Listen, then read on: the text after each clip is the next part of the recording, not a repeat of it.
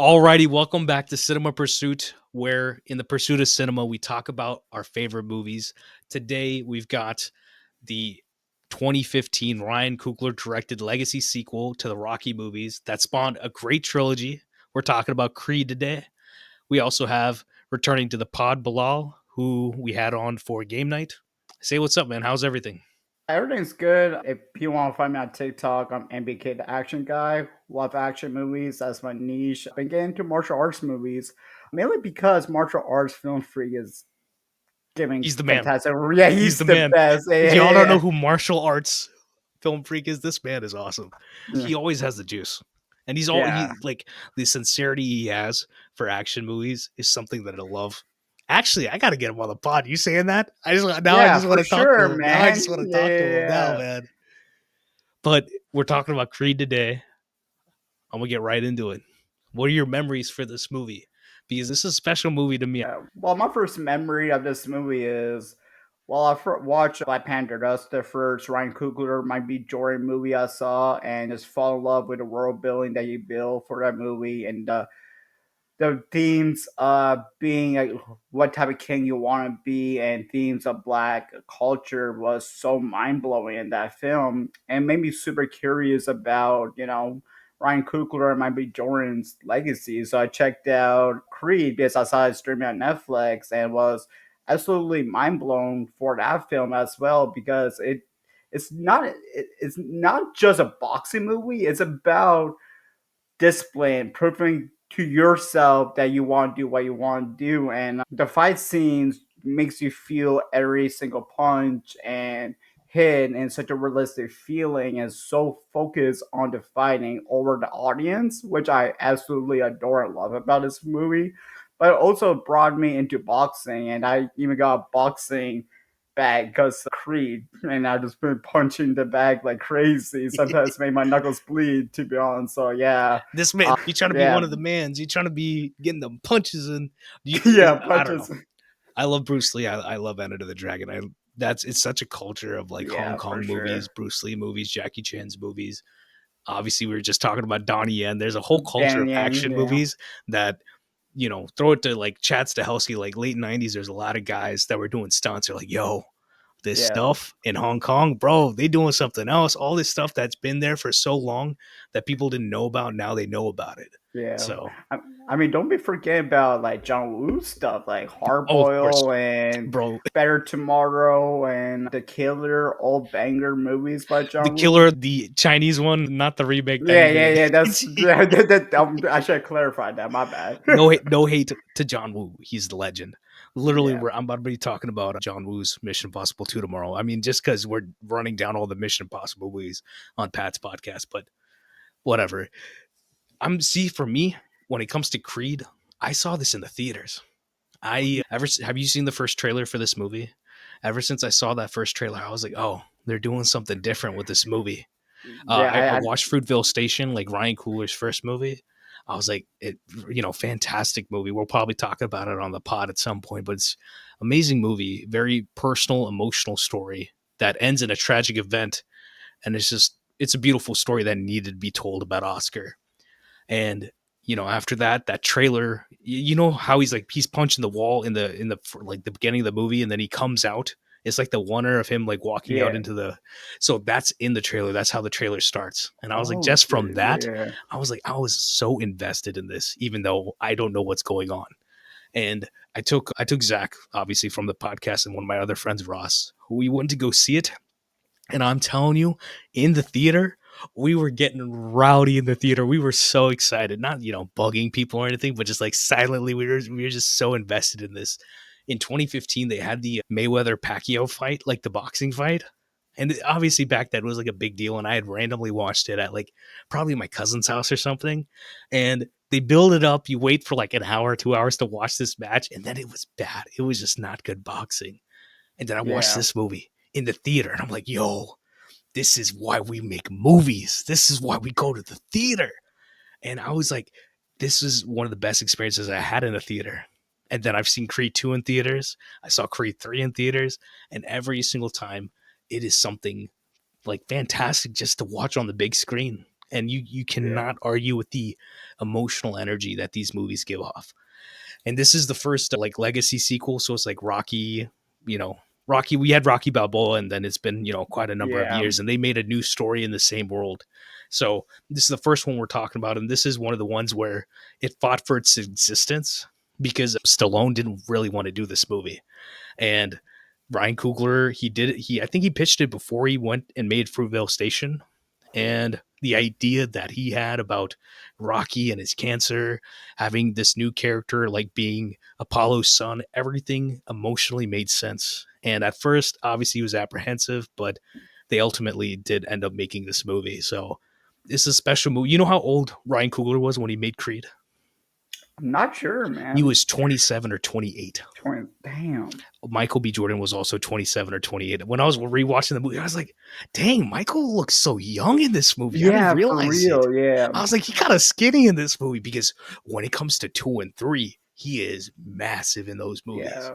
Look at I him in mean, we just saw Sinners. He's massive in yeah, Sinners he's too, is he like not? his biceps are huge in that. Yeah, but it shows his dedication for these roles. Like he's go willing to get read for these big time Hollywood roles, such as like for example, first Creed and then second Creed and third Creed. He gets Yeah. stronger as portraying one character. I thought as Creed.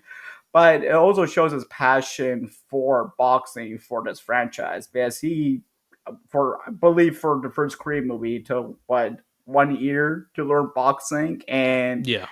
and that 1 year is able to show like really great boxing techniques and foot movement and jabs in the boxing sequences is pretty impressive stuff because most people can't even do that in a year. Like to have proper form like that. That's Because I mean, I do I don't box per se, but I do like I've done fighting stuff where like boxing stuff, like boxing exercises and things like that.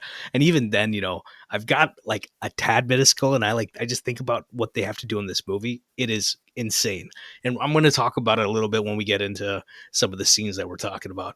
But which are the so you've seen obviously the Creed trilogy. Which of the Rocky movies have you seen? I've seen Rocky 1 to 4, We don't but talk about 5. No one talks about yeah, 5. maybe I have not seen 5 and 6, but Rocky my Balboa is memory. good though.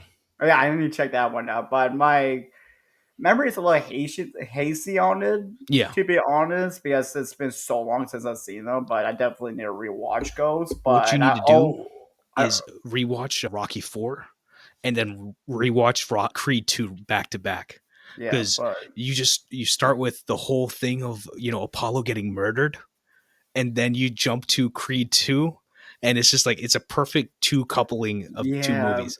And I was thinking about it. I was like, I really love Creed, but I'm like, I have just as much love for Creed 2 because that story. yeah. I Because it's mean, like there's yeah. so much to talk about Creed 2. We're not going to talk about it today, but I love that movie too. Oh, honestly, like Creed 2 hits more different, especially with Carl Weathers passing away. Like these movies hit so much more emotionally because Carl Weathers was Apollo Creed, and he was a fantastic actor outside of the franchise and a great human being. So And a director. rewatching Did you ever and watch direct. The Mandalorian? He directed his own episode, at least one, if not two episodes on The Mandalorian. Oh, really? Yeah, yeah. Yeah, yeah, that's I've sick. always been a fan of Carl Weathers. Yeah, And Carl. have you seen Predator, right? Oh yeah, I've seen Predator. Yeah, yeah, Predator, throw it to Happy Gilmore where he's with the wooden hand. He's yeah, yeah, hilarious yeah. in that. Yeah, That's dude, that another on. sports movie, right? Yeah. And this is like for the 2010s, this is one of the best sports movies that we have.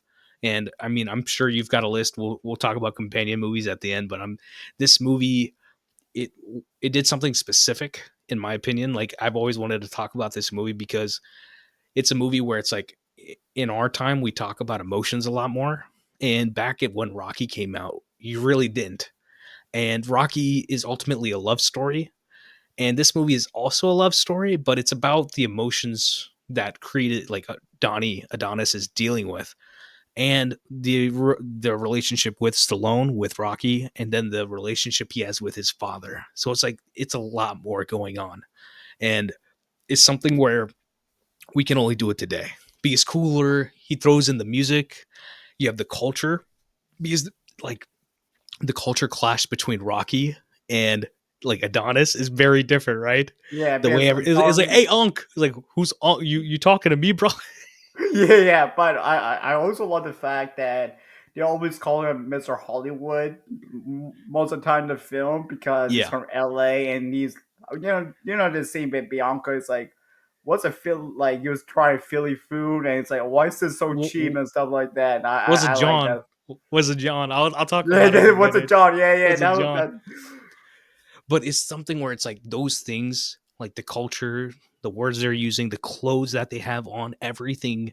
You see all these details in this movie where it's like you don't really see them in a lot of modern movies, and that level of detail mixed into a sports movie, mixed into a Rocky movie, it is something that's great, but it's also relevant at the same time. Because like now, let's say it's been 10 years now, right? Skip to another 10 years, 20 years later, 30 years later, people are going to come back and be like, oh, this is what 2015 was. So it's going to be something interesting to where it's a period movie. And it's even a period movie now. It's like 2015 was 10 years ago and it's different, right? Like you walk into the gym and it's playing Meek Mill. And it's like that makes a difference to me. That it Yeah, sets a tone for me. yeah. So I Well, love this movie, man. we'll definitely be talking about Meek Mill soon and Layla Yeah, for we sure. about to. That's 100% happening. Do you want to talk about Sinners right now or do you want to talk about it afterwards? We could talk about right now before What diving. First of all, I was super hyped for Sinners. Might be Joel and Ryan Coogler is my favorite actor director duo. They worked in every project, and every single project is different. For Rail Station, I tried the story of Oscar Grant. Creed, a movie about carrying your father's legacy, and then Black Panther, a movie about becoming a king. And hold on, for his character it's different, right? It's about him and taking what's his and believing that oh the yeah, world has not given him a fair shake. yeah, And yeah, I are real quick, I think that Michael B. Jordan as Killmonger, everyone talks about Thanos, but he is still my favorite villain from the MCU oh, because same he is here.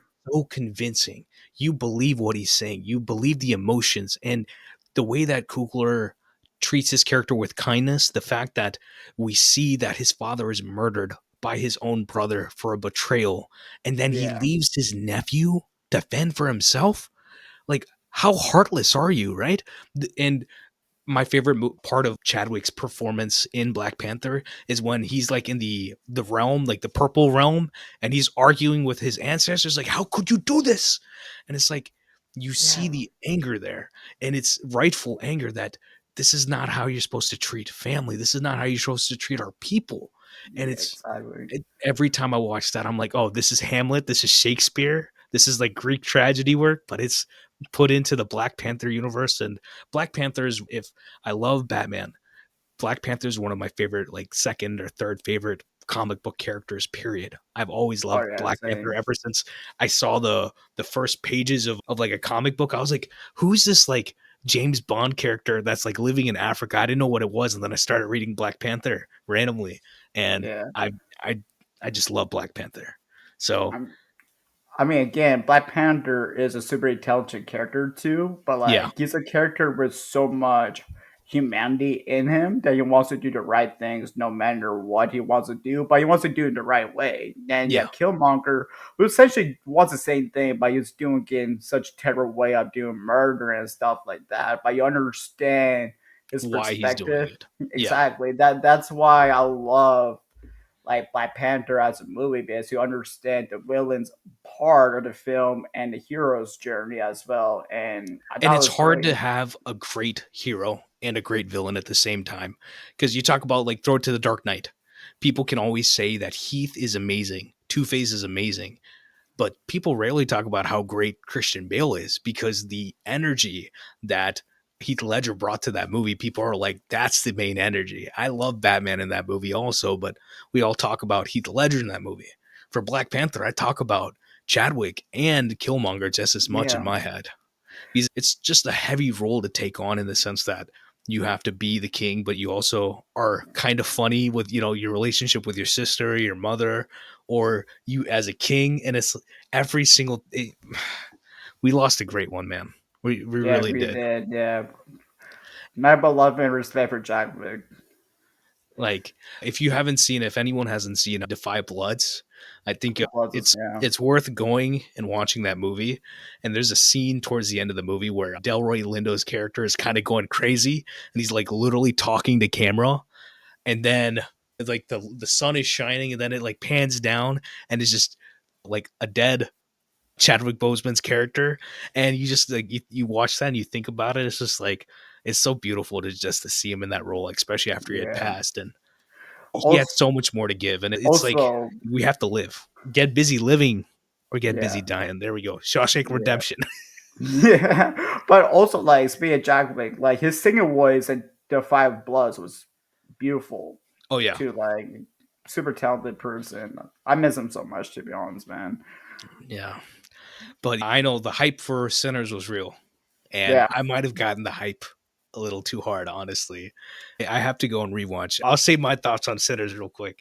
I haven't fully had my thoughts yet because I yeah, kind of need to see the movie again. It was a lot. I saw it in the world's tallest IMAX in Pooler, Georgia, of all places. It's like a 50-foot screen. It's amazing, and it's in the original 1.43 by 1. It's like the full IMAX. It's 4K, but it's the best thing you get besides 70 millimeter. And Ryan Coogler had the whole video with Kodak, with the film strips. It was amazing to like get regular people into the culture of like understanding what the different formats of film are, because he's going from 65 millimeter to like full on 4:3. And throughout the movie, they do a fantastic job. Autumn Durald Arkapaw, she shot the movie. She's the first DP to shoot a feature film with the 70 millimeter IMAX film, and they use it fantastically. And I mean, I'll go down the list of a lot of other people that I want to shout out later, but Proximity Media, like Ryan Coogler, Zinzi Coogler, and Sev Ohanian, great, genuinely great people. These are great people. Proximity Media, through AMAs or just seeing these people online, they're genuinely nice people, and I'm yeah, glad that they're able to get together and make something awesome. So it's like everyone that's come back, from Ludwig to the editor to Ruth Carter to Hannah Beachler. There's so many people behind the camera that Ryan Coogler is always bringing back, and he's created his little own family behind the screen. And listen to this. I had 4 people, Martin from the commentary podcast, like a real friend in general. He and 3 of his friends, 4 people drove a 10-hour round trip. It took them 10 hours. And then watching the movie also, they took a whole day and came to see this movie in IMAX because it means that much to see it in the best format possible. They love the experience. They're like, oh, I would do it again. And only like someone like Ryan Coogler can bring him out. Not just the people always say Christopher Nolan. No, Ryan Coogler is a new one of the guys on top. What are your thoughts about Sinners, man? Sinners. I absolutely loved it. First of all, I love the fact that Ryan Coogler researched so much about blues music and brought that homage to the film. And it's such a big part of the movie is the music, because the music brought this evilness being the vampires. And speaking of the vampire action, this movie is fantastic all around. Seeing Michael B. Jordan showcase his range as an actor playing 2 different characters was so beautiful. I love every time they interact with each other. I'm gonna be very vague about it because I don't want to talk about the characters too much. I want people to go in blind and see the Yeah. differences between the characters, especially the fact that I didn't even watch the trailer for. Well, I did watch the trailer, but I didn't remember the trailer that much. They Really, showed too much in the trailers. I ain't even gonna lie. yeah, yeah, They yeah. showed Not too gonna much.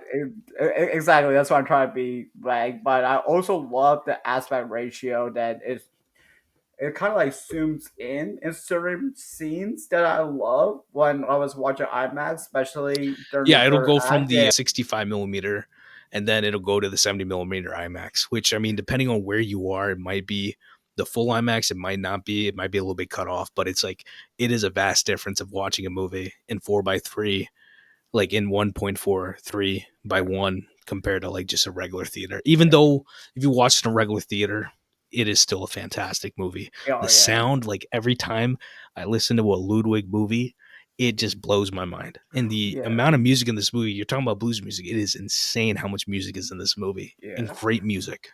I mean, speaking of music, I'm gonna give a shout out to Miles Cadden. This is his Amazing. first act. Amazing performance, outstanding, beautiful singing voice. Had the acting chops. The emotional elements are there for a first time acting role. he did a perfect job, and that guy got so much talent. I'm super excited to see what he does in the future. Hopefully, he gets more roles in the future for sure, man. I'll give the love right now. This cast: Michael B. Jordan, Haley Steinfeld, amazing. Miles Kenton, amazing. Wunmi Mosaku, who plays, I think it's Smokes, essentially his girlfriend, wife, amazing. Delroy Lindo playing a drunk in this movie. He's one of my favorite actors. He's amazing in this.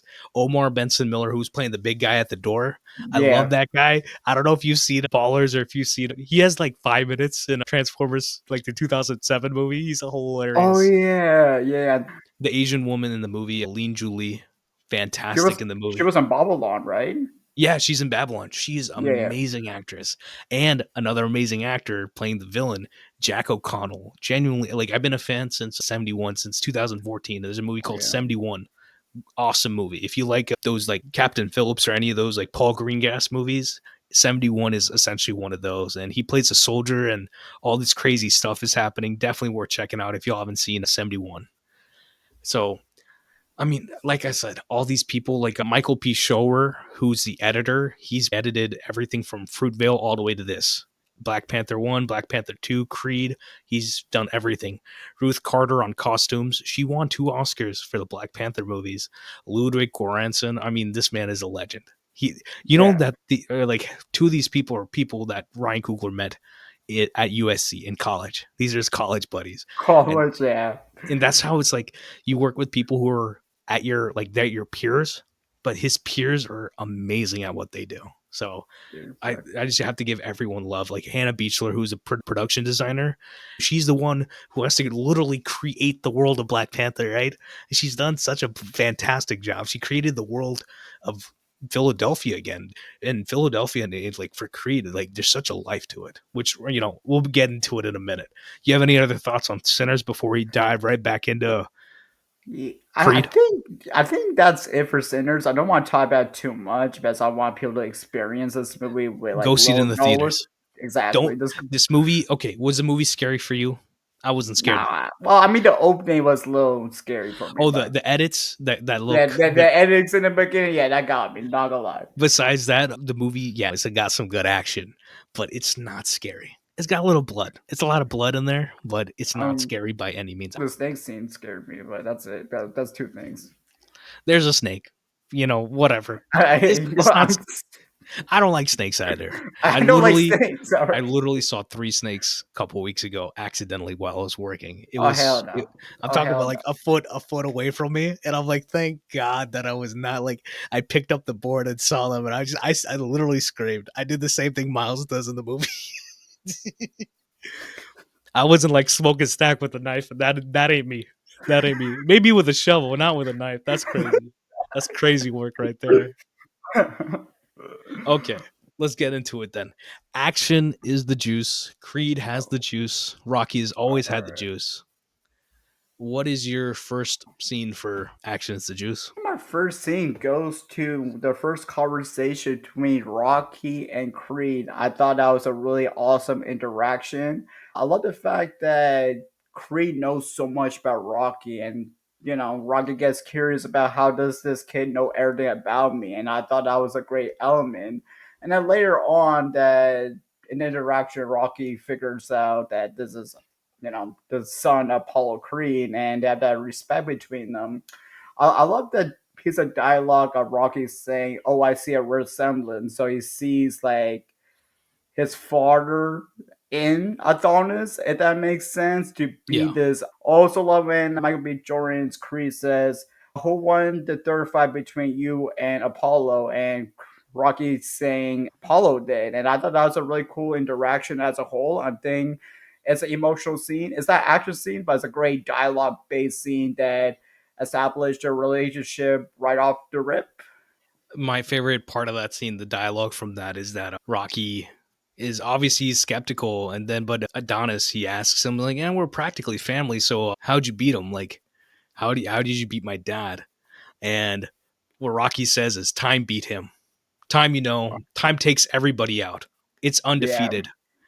And obviously, Rocky's guilty of kind of not being there after Creed died, after Apollo died, yeah, by and not putting the towel up. Yep. he's got unresolved issues about it himself. But he already knows that he doesn't want Adonis to be fighting because he knows what that life is and he knows that this kid is smart. He can tell he's smart. And they do a good job of showing that Rocky has such a great heart, but he's also not the smartest person. But he's also a smart person. It's like he's not book smart, but he's also a smart person. I think that's something that they don't classify, they don't talk about enough in movies, where it's like you can be street smart, you can be life smart if you're not book smart. And book smart is, it'll only take you so far. And I mean, we all need a mix of everything to be living a life. You Exactly. can't just be analytical. You also need to be emotional. You need everything coming in and enacting within you. So that scene, I do love that scene because it's like Rocky getting a little caught off guard, but it's a starting of a good relationship. Yeah, for sure. And like essentially to me, I think Rocky is basically a father figure to Adonis. To Yeah, me at least. that's exactly what it is. And the thing is that Ryan Coogler, he wanted to explore like Mike Tyson and his coach. It was like the difference between the two was night and day. And even though they look like they would not get along, Tyson always kind of leaned on him. And that's kind of how these relationships are when it comes to boxing, that you kind of lean on your coach and vice versa. And what they do with this movie is they bridge the old together with the new, like literally together. And it's obviously like throughout the movie we see differences between them, but those differences come together and they become a family out of like different, it doesn't matter how different they are, they're fundamentally still boxers. They're still invested in trying to prove themselves in one way or another. The Rocky is essentially like Luke Skywalker in The Last Jedi. He's not the person you remember. He's kind of lost himself, and Creed helps him, Adonis helps him find himself Yeah. again. And that's a beautiful thing to have started and show in this movie. Yeah. And it progresses a little bit into the next movie also. Yeah. Yeah, that's exactly why I love the first interaction so much because like you said, it just establishes your beginning of like a familyhood between the two characters. And I think my second scene got me the first fight of Adonis Creed So the one in Mexico or the one in and in Mezco because okay. establishes him as a great fighter off rip. Because especially when in the beginning you see Adonis fighting like punching a brick wall, right? And it Yeah. seems like he's like focused, he's like has that dedication, he's that He's killer. locked in. He's He's locked in. locked You got to in. and then that fight comes and you see like how quickly it destroys the person and it shows how fantastic a fighter he is. And then You know later what the on, detail is? You know what yeah, sells it for me? They have everything, the shot coming in, and we're seeing it pretty much in real time go out. yeah, But my favorite detail is that he punches the guy, he knocks him out. And then what he does, like this is Michael B. Jordan's acting. He pulls off his glove with his mouth. The count is not done. The count is going. He's already blown off his glove. He's already yeah, yeah, done. yeah, He yeah. already knows that he won the fight. And that's how Yeah. you know he's secure within it. It's the little details. That's like Michael, or maybe it's Ryan, or maybe them together. They thought of this little detail and it adds a depth. It sells the moment. I mean, it could be improv too. Definitely. It feels like it is because it's genius. This is what actors are great Yeah, for. And this is why Michael B. Jordan is one of our great yeah. actors. And like he left like after that moment, he left his job. Like, was it like a financial job that he had? Probably. Yeah. Probably. It looks like a It's a nine to financial. five. It's a 9 to 5, and he got promotion to assistant manager. It's like, nah, I don't want to do this. I want to be a boxer.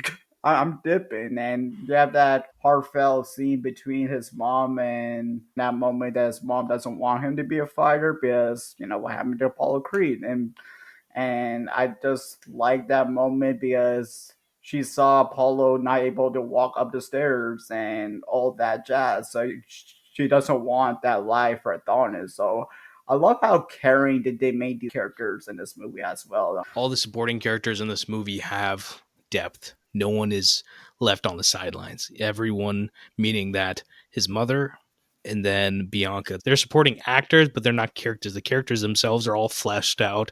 And by the end of the movie, you see them watching the fight and they're fully invested. You see his mom just like, oh, she's going bar for bar. She's worried about him. She's so excited when he's putting on the beating at the end in the last fight of the movie. So It's great details that they're putting just slowly through.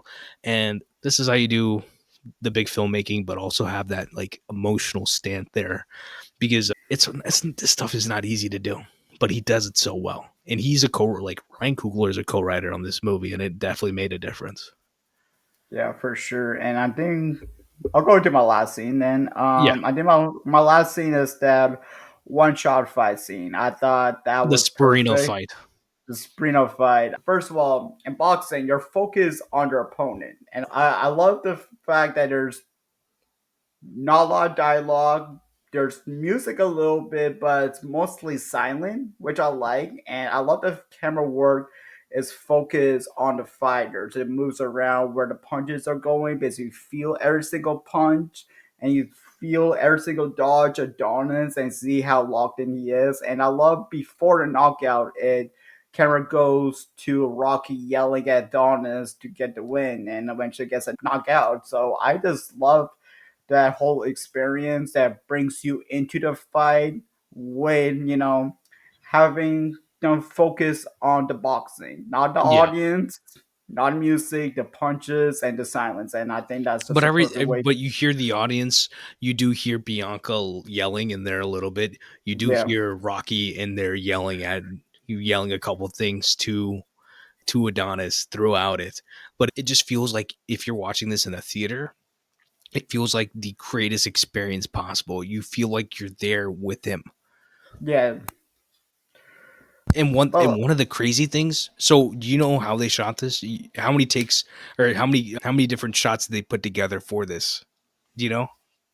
5 to 10. This is all one shot.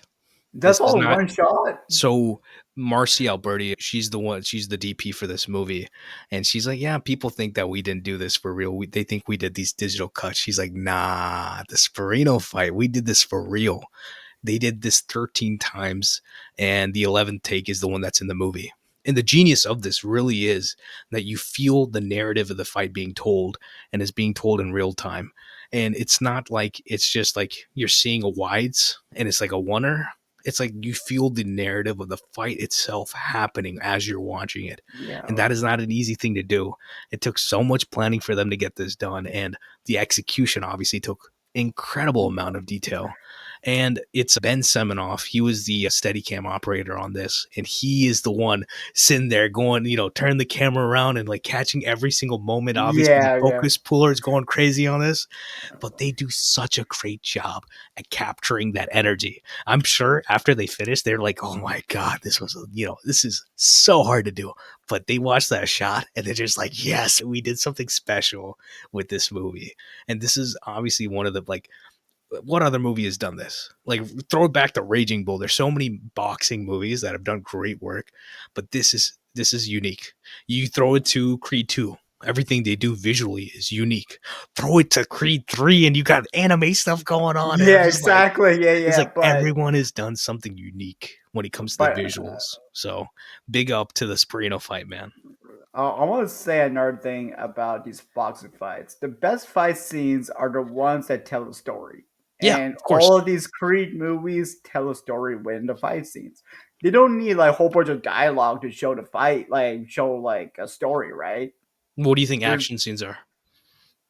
stories to me. A good action tells stories. You know the fight. So in John Wick Chapter 2, when a Common comes out of nowhere, when they're in Italy, when they're in Rome, Oh yeah, and yeah. he's chasing him down the street, right? You can tell that this man is out for revenge. John Wick is trying to escape and get back to the Continental Hotel.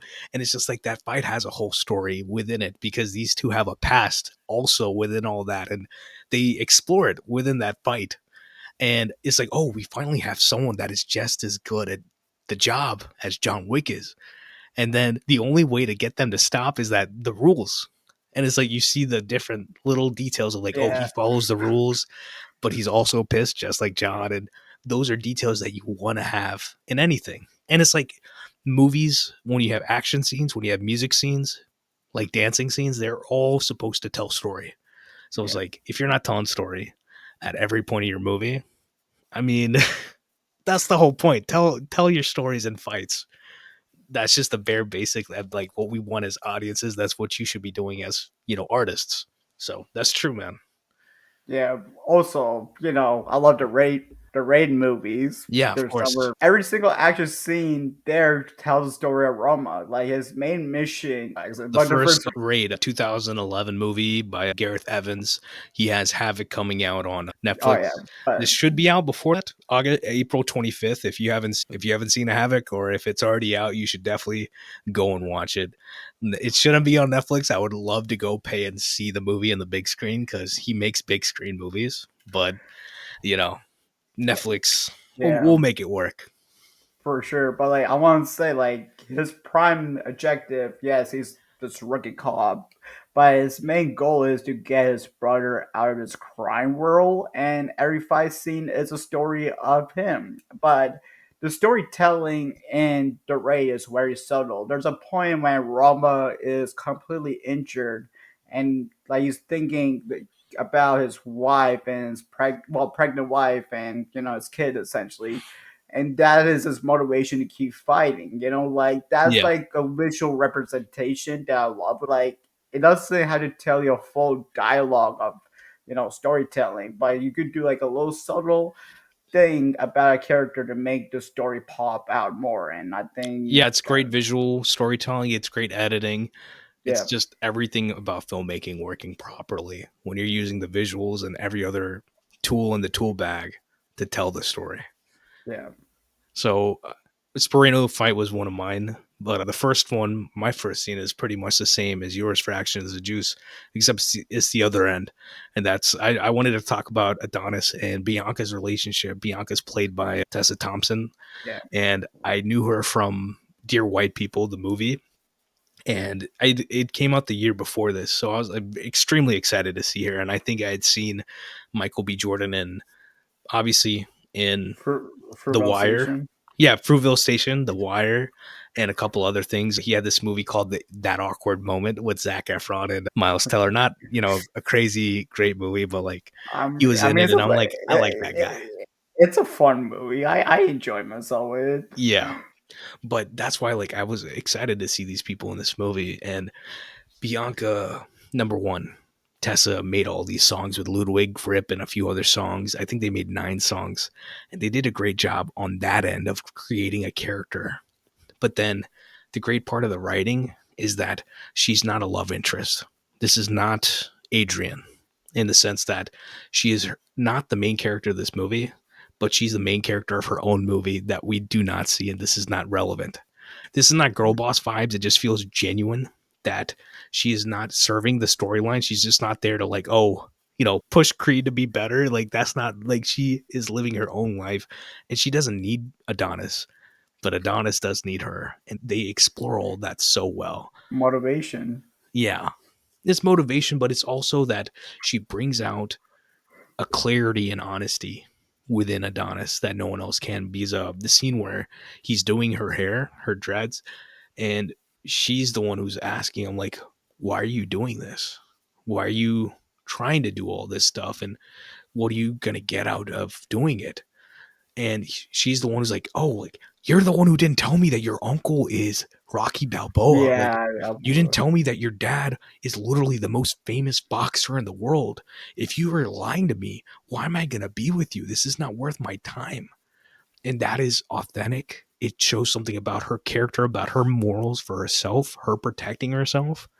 And that's something where it's like, this is a certain romance that I'm sure Ryan Coogler knows about for himself. And I'm glad that it shows a reality and a genuine emotion between two people that we don't really get in romance movies. And this is yeah, technically not a romance movie, but in Rocky culture, it is a romance movie. It is a love yeah, story. yeah. It's a love story, but another thing I love about Tessa Thompson's character, Bianca, she has her own dream of doing music. Yeah. And I like the way they established that too, because she did the ring music for Creed in the end of the film, which I really love that song that Tessa Thompson did. But it brings this emotional core because she has a hearing issue too, right? And Yeah. then she still wants to do this dream, even though she has like obstacle that she has to overcome, and it's something that she has to fight through to get to do her dream of music. So like it's always about fighting. Like Rocky had Rocky had to fight cancer in this movie. Adonis has to Or fight to prove. we about to get into that real quick in a minute, Yeah, but like I'm but talking yeah, about like I'm just talking about like supporting characters. Each one has to fight for something to get somewhere. You know what I'm yeah, saying? because it's like ultimately the movie like Creed is about, it's about the love that he has with Rocky. It's the love that he has with Bianca. It's the love that he has with his mom. It's the love that Creed has for Apollo, that Adonis has for his father, even though his father's not there. And it's like where he's always considering the love that he has in his life, and the love that he has leads him to something better. And the whole movie is him spending time that he has these emotions about love, about the things that have happened in his life, and he is brought to an honesty, a clarity about his life, and a meaning for his life through the movie. And that is the journey that we see him on. And it's but the whole like the moment where we see it happen is when he gets punched at the end, right? The slow mo shot, which Oh I'll yeah, talk about in just a second. But it's like those scenes, they sell you so great. Like the speak, emotions are just fantastic. speaking of which, I'm pretty sure Adonis. I mean, might be Jordan actually got knocked out for that scene. Yeah. Did he? Yeah, one. So I want to talk about my last scene for Action is the Juice, which is, I ain't gonna cry doing this, but I definitely cried when I watched the movie in 2015. I cried when I watched it again. Is Rocky giving up? It's a scene in the locker room where he comes in, he puts, the little pamphlets, he hangs up his jacket, he goes outside, does training. Adonis comes back and finds the pamphlets in his pocket for, non-Hodgkin's lymphoma and cancer. Rocky comes in and he asks, like, when are you starting treatment? And Rocky's like, I'm not doing no chemotherapy. Adonis is Yeah, like, if you don't jump on bro. this quick, you're going to end up dying. He's like, I know. And Donnie's like, are you all right with that? Like, man, give me the keys. I will, like, you're acting crazy. I will drive you to the hospital right now. And my favorite part is like, is the acting that Stallone does. Is that if I could take everything that was good and put it in a bowl or something and say, hey, I would like one more day with my wife, I do it. I die a happy man right there. And it's like Yeah, you see, there's so much. Like I'm getting goosebumps just even thinking yeah. about it. I'm tearing And up a it's like little bit. my problem is that not getting personal, but not crazy personal. But this is something that Coogler was dealing with his own father. Not maybe in this sense, but his father did have cancer, and I've after 10 years dealt with people in my family who do have it too, and you're left with a confrontation of mortality. And it's like, yeah, I'm trying not to cry right now. It's like Fuck it, you see bro. some of the strongest people in your lives. You watch Creed, you watch all these Rocky movies, and you see everything that Rocky has been through. And it's the strong people in your life. You're like, to see them almost give up, it breaks your heart.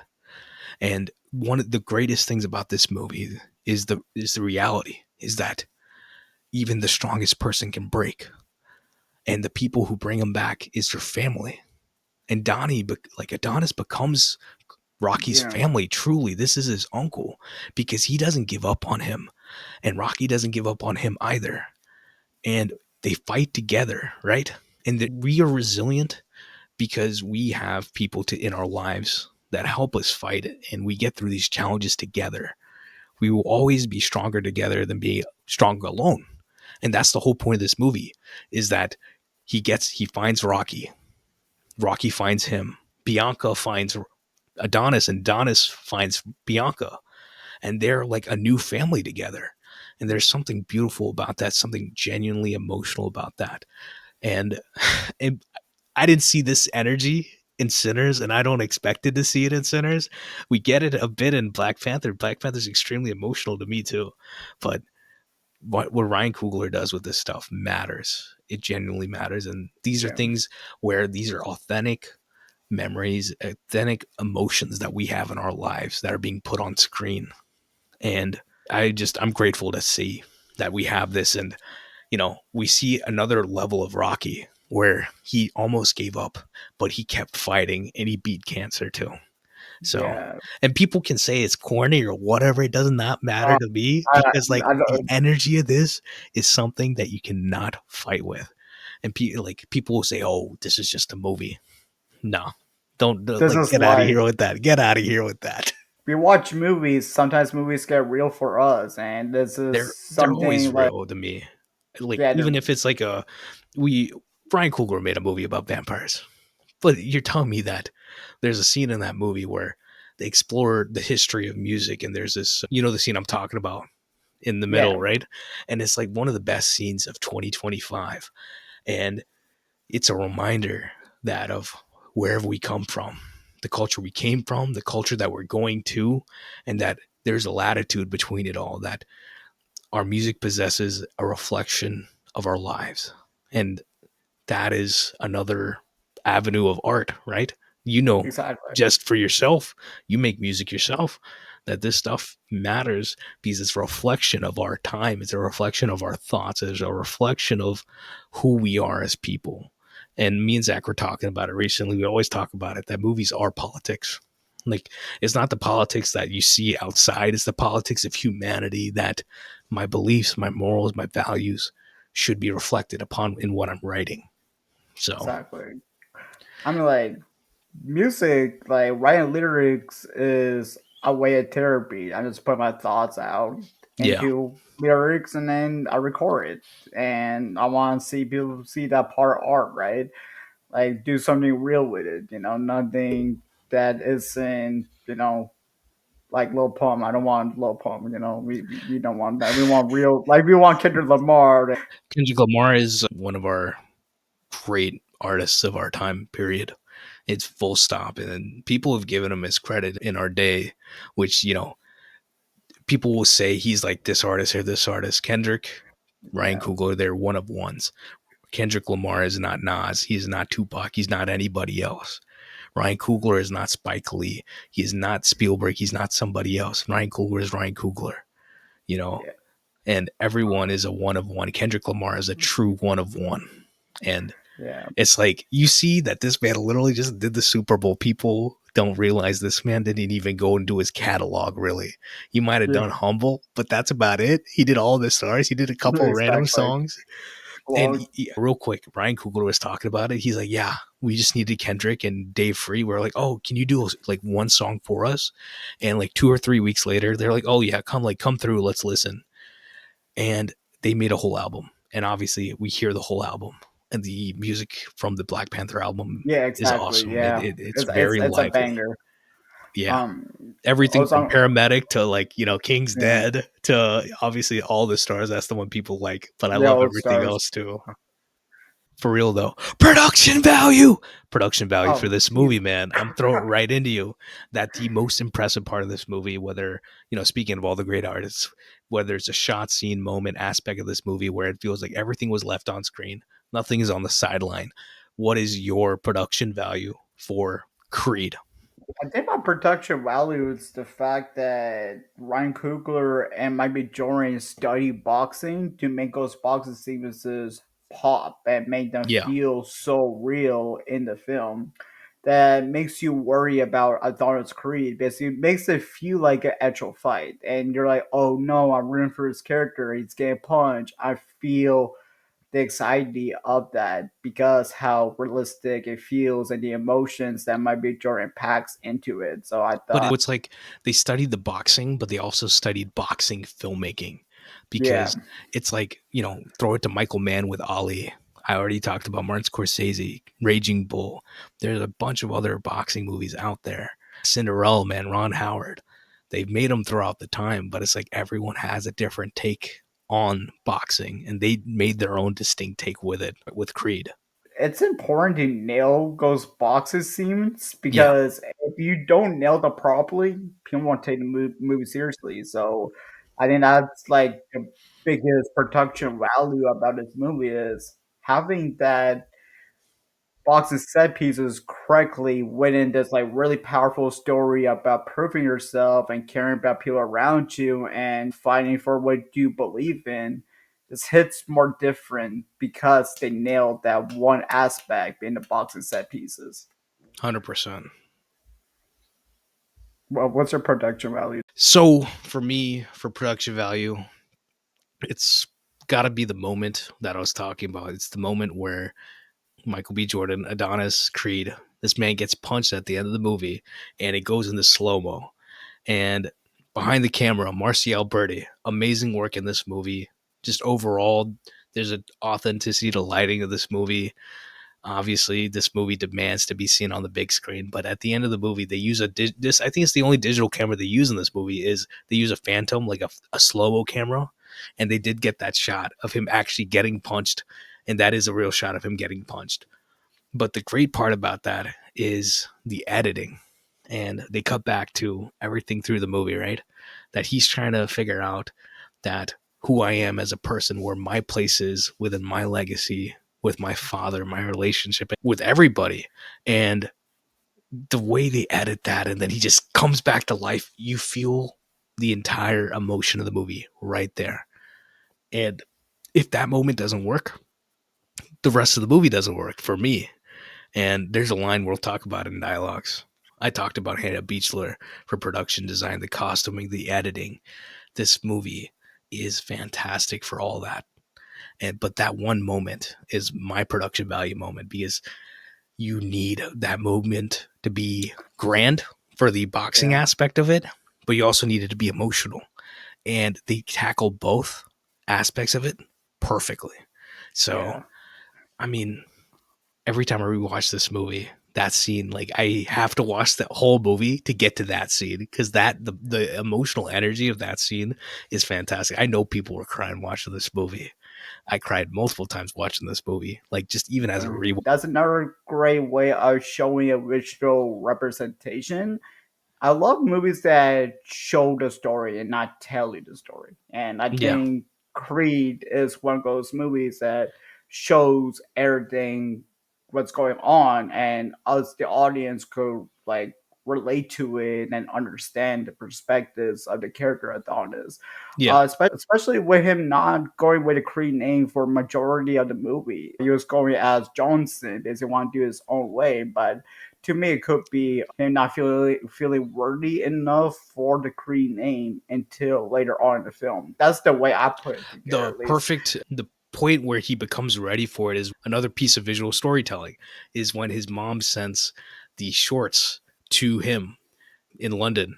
And Yeah, when he picks up the shorts, it's the shorts that Rocky has on. It's the red, white, and blue shorts. And on the front, it says Creed. And on the back, it says Johnson. So it's like his entire legacy is right there. It's encapsulated with these shorts, that this is two sides of him. And he's the one who's in the middle. And it's literally like that's who he is as a human, is that he's a Johnson. He's also a Creed. And Adonis is the human in the middle that has fighting to find himself, and he finds himself in this movie. So it's awesome. yeah. We go get into dialogues, because the dialogues in this movie are fantastic. I think the script is fantastic. I think every time that Coogler gets into some dialogue, he has some compelling work.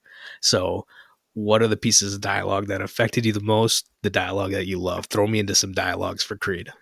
All right. I think the first one is I need proof I'm not a mistake. I thought that was a great piece of dialogue right in the beginning because he wants to finish this fight out. He wants to show I am worthy of the Creed name. I am worthy of legacy. But I love that scene because it represents us as human beings because we get discouraged and we're like, I'm not worthy enough to be this good at what I do. And but like once you keep working hard, you're like, nah, I'm not a mistake. I am worthy to do this. You know what I'm saying? Like it applies to whatever dream or goals you want to do. And I think that's a great piece of dialogue that anyone could take in and learn from and adapt from. You know what I'm saying? Yeah. And it's like you're talking about like imposter syndrome, where it's like I don't feel worthy of my present, Yeah, exactly. place. That's But what's for him, it's like, what's the line? Give me the line read again. prove I'm not a mistake. So he wants to prove that he's not a mistake. And that's the line of the movie. The entire movie is about Adonis proving to himself, to the world, that he is not a mistake. That's all it is. And every other thing happens in this movie, but it all comes down to that one line, that one piece of emotional honesty that he has is that I'm trying to prove myself.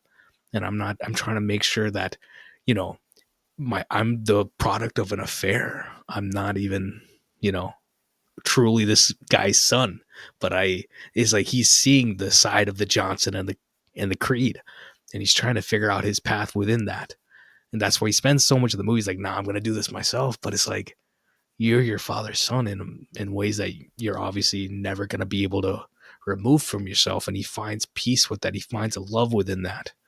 It's like the scene in the movie where there's a scene where he turns on the YouTube and he's not beating up Rocky. He's fighting his own dad. And there's an emotion behind that, that he's got this unresolved feeling with his father. And it's just, he's trying to prove to himself that I am worthy. So it is a beautiful Yeah, yeah. dialogue. And the second one I want to say is one step at a time, one punch at a time, one round at a time. Because again, it's another piece of dialogue I love because things don't go overnight. Like you gotta take your time to be a great wherever you want to be. In boxing, you cannot rush to beat opponent. You gotta take it one step at a time to get there. And especially with studying while your opponent, you gotta really analyze every single aspect of who you're fighting against. So I think that a piece of dialogue just applies to these boxers to just take everything one step at a time. And I think that's just a really powerful piece of dialogue. Super motivational too, because I don't know about you, but Stallone keeps saying that he just wants to go to the gym and put some Put it reps up, on. put it up on the wall. That's what it feels like. It's one of those, Yeah, it's like dialogue is, it doesn't have to be complicated, but it's yeah, definitely got to be memorable. And that is something that's memorable, that you say one step, one punch, one round at a time. And that's what life is that we can always, I know for myself, I get caught up in like the big things, but then I have to go and look at my day, that if I want to, let's say I want to lose 10 pounds, right? Then how do you get to that, right? You make the little effect today that changes everything else. You say, I want to start a podcast. How do I do that? How do I get better at this? And it's like, you know me. I've always, like I'm always pushing myself and I'm always pushing everyone I know, like you, to do better because I care about people. Like the people I do care about, I care about everybody, but like genuinely, I want the people I know to get better too. Because if we all get better, it's something that's, it's not necessarily affecting me, but it's something that's affecting all of us. It's something that's collectively, if we all get better, the world gets better. And we should always strive to improve. And this quote is like intense motivation for that exactly. we Yeah, gotta work on this one thing. And one of my favorite ideas of that is that you will see a block of marble, right? It is, a square, it's a round, it's a something, it's just nothing.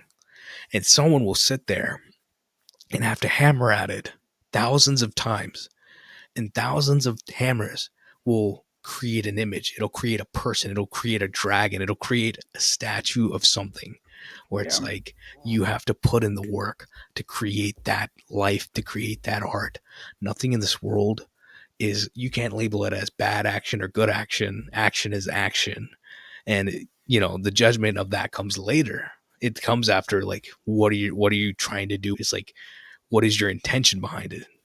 So the intention behind this is that we need to be better, right? So I love this. I love one step, one punch, run around. That's the way we have to live. We have to get through these yeah, days. One of my favorite quotes is from Kung Fu Panda, is that, it's like yesterday was history, tomorrow is a mystery, but today is a gift. And that's why it's yeah, called the present. And we're yeah. gonna do Kung Fu Panda on the pod at some point, but like that's something that, like, you know, every day is a gift. And it's like you have to be grateful, and even through the terrible times, we're grateful for the terrible times because that's the only way we're going to value the great times. If everything was just like boring, I have everything, I don't need anything, I have no other needs in the world. What's the point in living, right? Like we have a need to live, we have a need to get better. So we get better one step, one punch, one round at a time. So I'll get right into it then, because I always throw in like my favorite lines when Adonis goes to Rocky. He's like, "Hey, I'm trying to get my hand speed up. Can you write me some drills?" And Donnie's helping them get all the crates of food inside the restaurant, and Rocky's just writing the stuff down. And then Donnie, he takes a photo of it. He's like, "Okay, cool, thanks." He's like, "Oh, like what happens if you lose that thing?" He's talking about the phone, and what he says, like, "I got it right here." It's like this is already in the cloud. And my favorite part is Oh yeah. is Stallone. It's Rocky looking up. He's like, "What do you mean? Like what cloud? What cloud?"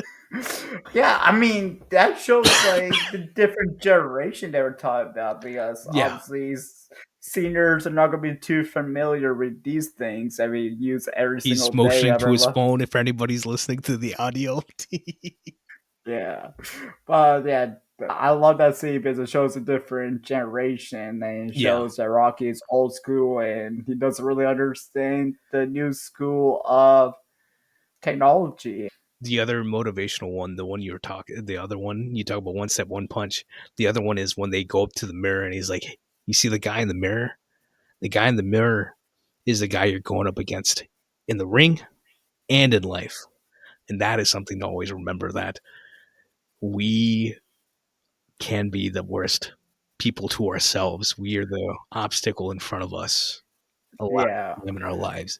It's I like people can mean, say whatever they want, but it's like yeah. sometimes we stop ourselves. We're like, "Oh, this is only the best I can do. This is all I can do. I can't learn a new language."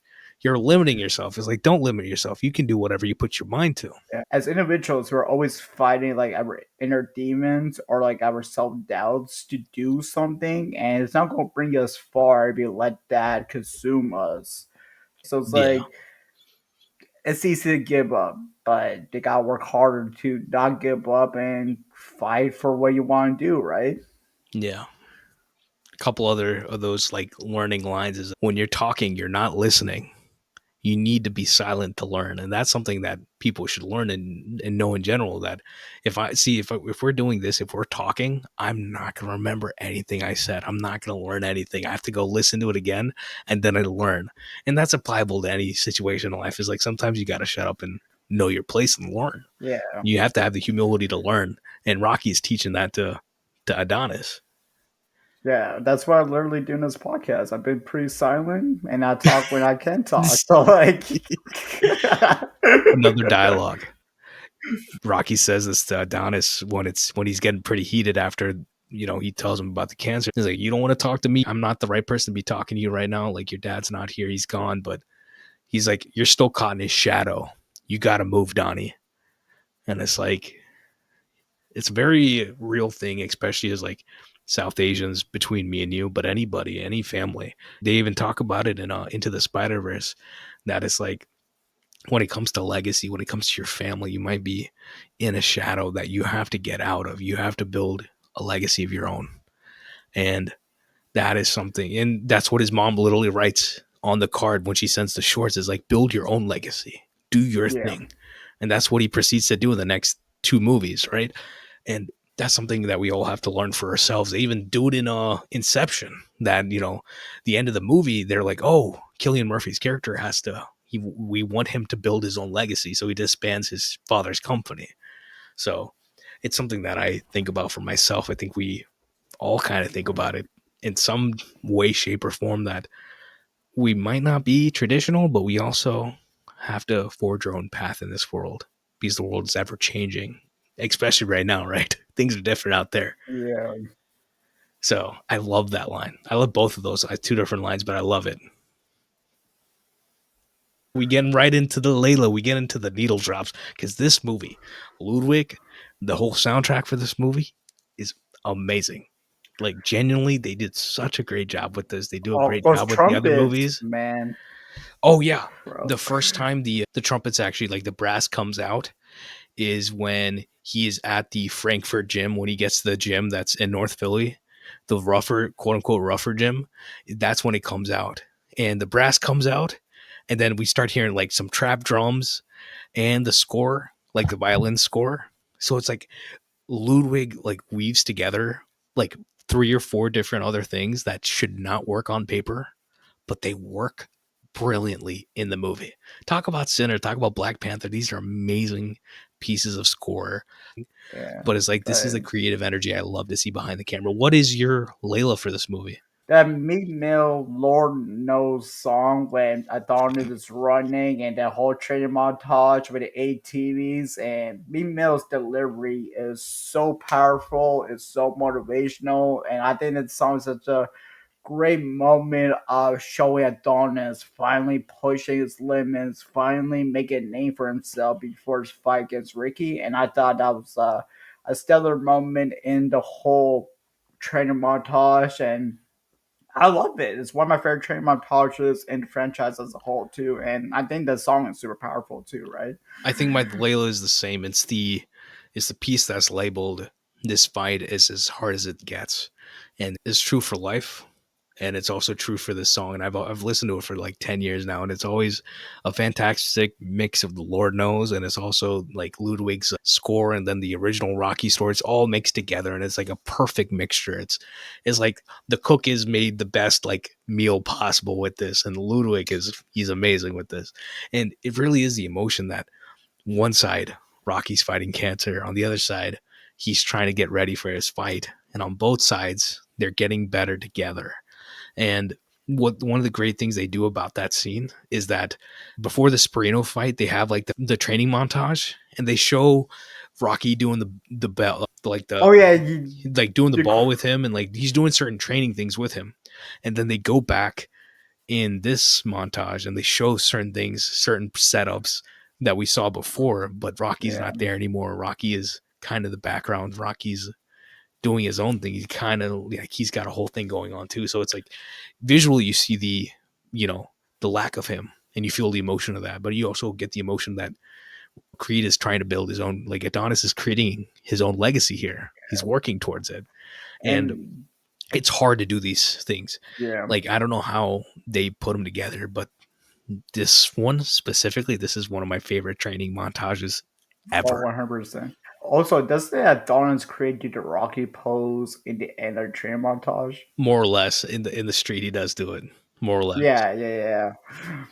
And like you said, that it's such a great thing that they have everyone on the bikes and the ATVs. Like it's very much Philly culture, and that's Yeah, literally Meek Mill got arrested for it himself, and it's powerful because this is the new culture of Philly, and they're keeping the Philly culture alive even in this movie, and that matters so much. Like these people are definitely not actors, but they do great acting. They're used properly in this story to create a genuine emotion. Like, oh, this movie is so Philly. So I hope the people of Philly, felt a great representation from this movie because I yeah. felt like they did a great job with it. But I also love the fact that it brings the whole community together in one Yeah. train montage. And I thought that was another really beautiful aspect that I just want to add on to the conversation that you just brought up about the community of Philly, right? Yeah. And that's the power of music. Ludwig and Ryan, they go on to make Black Panther after this. The music there is insanely great. It is something like you've never heard before. Like Wakanda comes to life because of the music. The Dora Milaje come to life because of that music. The emotions all come to life because of that music. And Ludwig, he's worked with Childish Gambino. He can do everything from the funk to the orchestral scores to the rap to everything in between. And he does such a great job with it all around. And then the new score with Sinners, with the guitars going crazy. And I'm just like, this is the level of partnership you want in life. This is the level of artistry you want to be in life, where it's like art is not about like, oh, having a style. Ryan Coogler doesn't have a style. And great directors, in my opinion, don't have a style because they're adapting to their movie. They're doing something different. Every time I see a different director, like a Spielberg or even like a Tony Scott, where they make a different movie and it's just a different vibe, but it's the same person making them, and you can feel that difference. So it's like, I'm always excited to see what Ludwig does. So he's Yeah. about to do the score for Odyssey. Excited to see that score, man, because Yeah. it's going to be something completely different to this. So, Yeah. like, Tenet sounds different to Oppenheimer. Oppenheimer sounds different to Black Panther. Everything sounds different. Like, the most basic thing he's ever done is like Central Intelligence, which we're not like. I don't even know why I brought it up. Okay, Bro, you got anything else for the Layla? Any other needle drops? I do love the song I at the end think with Janae Aiko and Childish, Waiting I for want My to talk. Moment. Great song. I want It speaks to the power of Ryan Coogler and Ludwig's work, that they make intense movies with intensely great music, and that brings the movie to life. These soundtracks bring their movies to life, and it's a trick that Jerry Bruckheimer uses in a lot of his movies, and I'm glad that they're using it because it brings people in too. So it's like they make great music on screen and off screen. And that's what all these soundtracks are. All these songs aren't in the movies, but if you're a fan, you definitely go and listen to them. So it's awesome. But jumping right into who should have been in this movie, let's recast a role for Creed, or maybe a couple. What's going on? Who would you put in this movie? might be Jordan as Adonis. He should not be recasted. But But if I really wanted to, I've been watching the show called Snowfall like crazy. Dempsey and Idris probably be around 24 when Creed came out, and I feel like Dempsey and Idris has that voice to play Adonis and has the physique to play this boxer, and I feel like he would be able to crush that role as yeah, Adonis Creed. And I just see him playing a really great boxer. Like, obviously, he needs to training for it, but I could just see him play that really well. And speaking I'm of sure which, for F1, which is coming out soon, I think we're both extremely excited to see Damson in a yeah. big movie. He deserves it. And yeah, he would have done great with this. If he did, racing training, I'm sure he could have done the boxing too. He's got a physique to him. And he got, like, if you see Snowfall, he got that toughness in it. Like, He, his, he's got that like, swag to him too, man. brick by brick, that dialogue. You Does probably, that mean brick by brick? You can't do this. well, that's not how it goes. Well, I'll send it later. It's fine. Oh, I know exactly what you're talking about. I know. I haven't seen a lot. I saw a few episodes of Snowfall, but I love Damson. So Yeah, Denson. 100% Yeah. agree that he would have been Um, awesome. Who else you got? my recast is, like they say, pretty boy Ricky, and you know who's a pretty boy who's British? Scott Atkins. Pretty boy who? Ricky Coleman, the Oh, main. Ricky. So you're trying to recast Ricky Conlon with Scott Adkins. Yeah, because Scott Okay. Atkins, I mean, For anybody who doesn't know Scott Adkins, I don't know, go watch John Wick 4, go watch any of the movies, Accident Man 1 and 2. I mean, he's been a lot of stuff. He's always awesome. He throws a lot of kicks, I'll tell you that. that's exactly why I said, like, what if Scott Atkins instead of kicks was boxing? And I think that'd be something really awesome to see. Might be Jordan Words, Scott Atkins would be like an awesome fight. I mean, I'm obviously Scott Atkins will win, but you know what I mean. They will work well together. But I do want to say, Ricky Conlon, that like they brought in real boxers for this. Even Andre, like Danny Wheeler, stuntman Wheeler, Andre Ward is the real guy. He actually, so in the video, they show that he has a gold medal. He Yeah. won that gold medal at like the 2004 Olympics in Athens for boxing. He's a real boxer. They brought in so many great boxers to just come in those small roles. He comes back in Creed 2, right? In the opening, Yeah. and he beats him up and gets his Mustang back. So it's like those little details of having them in the movie makes such a difference in the casting. I do Yeah. want to say the young man that played Donnie as the young Donnie at the beginning of the movie. The casting for him was fantastic. Francine Yeah. Maisler, amazing casting director. She's probably going to win an Oscar at some point because they have the casting category coming in the Oscars.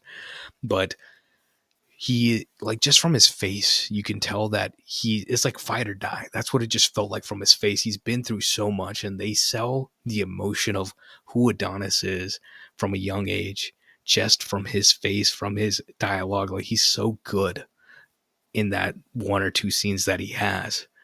And it's like, then you obviously see the other side of like Phylicia Rashad, like the mother that, even though this was like an infidelity issue, she did the right thing. And after his mom died, she went and took him in to some extent. So, that's obviously something to explore. We're not going to talk about it right now, but it's like a great detail to have that she took him in and did the right thing, which, we see the opposite of that in Black Panther, right? That he doesn't Yeah, take. yeah. So great things to explore. I mean, obviously, this is the same writer, same people, and same ideas that they're exploring about family. So, but recasting, who would I put in Creed for myself? I did a modern recast, so like a tool if they made this movie today. So Ashton Sanders, he had a role in Equalizer too. He's in some other stuff, but Ashton Sanders, he plays the middle age for Moonlight, but he's Okay, older yeah. now. He's in his upper 20s, and that's where Michael B. Jordan, where Coogler were at this time. So he would be Donnie for me. He has one of those faces to me also that, like, he has a history he can show, but he also has this energy of like, I have something to prove. And the entire movie is Creed trying to prove himself. Adonis is trying to prove himself, and that's who I would put in that role. You definitely got to look him up. Ashton Sanders, great actor.